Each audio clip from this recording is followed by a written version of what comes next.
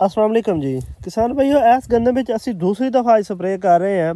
इस वीडियो 'ਚ ਅਸੀਂ ਗੱਲ ਕਰਾਂਗੇ कि दूसरी दफ़ा स्प्रे क्यों करना पै रहा है। दूसरी गल ये करांगे कि एक गन्ना में इस टाइम तकरीबन 65 तो 70 दिन दी है और तकरीबन 10 दिन बाद इन्हें गोब ते चले जाना है। तो इस स्टेज ते किहड़ी असी ऐसी स्प्रे करिए जिंदे नाल स्ट्रैस हल्का जिहा भी गंदम दे उत्ते ना आवे।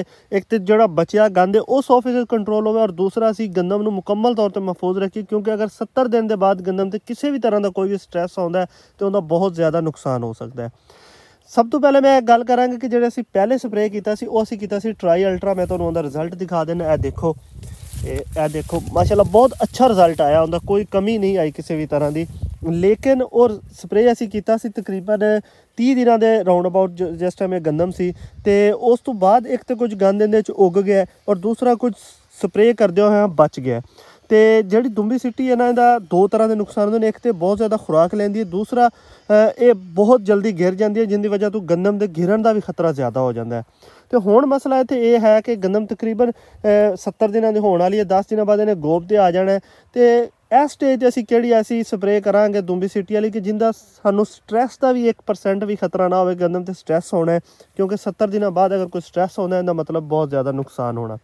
तो इस टाइम असी जो हुण दूसरा स्प्रे कर रहे हैं वो करांगे असी क्लोडिनाफॉप तकरीबन 125 तो 140 ग्राम पर एकड़, ताकि इहदे कोई जो सामने देख रहे हो हुण मैं विच नहीं उत्थे जा सकता, वरना तुहानूं करीब तो दिखांदा। कोई जी दुंबी सिटी बच गई है या कोई जी बाद चुगी है, एक तो 100% कंट्रोल हो जाएगी, दूसरा क्लोडिन वाला किसी किस्म का स्ट्रैस नहीं होता, तीसरा यह है कि वत्तर गिला भी हो तो कोई मसला नहीं। इस टाइम जमीन भी मुकम्मल तौर पर सुकदी नहीं, क्योंकि तुहानूं पता नमी बहुत ज़्यादा है।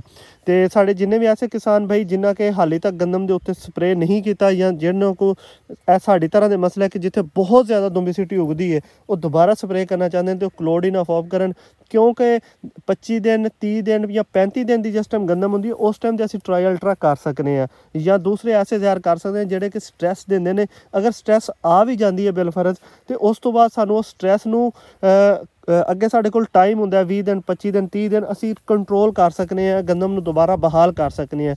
लेकिन अगर तुहाडी गंदम सिट्टे के बिल्कुल नज़दीक आ गई, खास तौर पर 60 दिन तो उत्ते चली गई, इसका मतलब है कि अगले 15 दिन 20 दिन गंदम ने गोब की हालत आ जाना, तो उस तो बाद साढ़े कोल टाइम नहीं होंदा।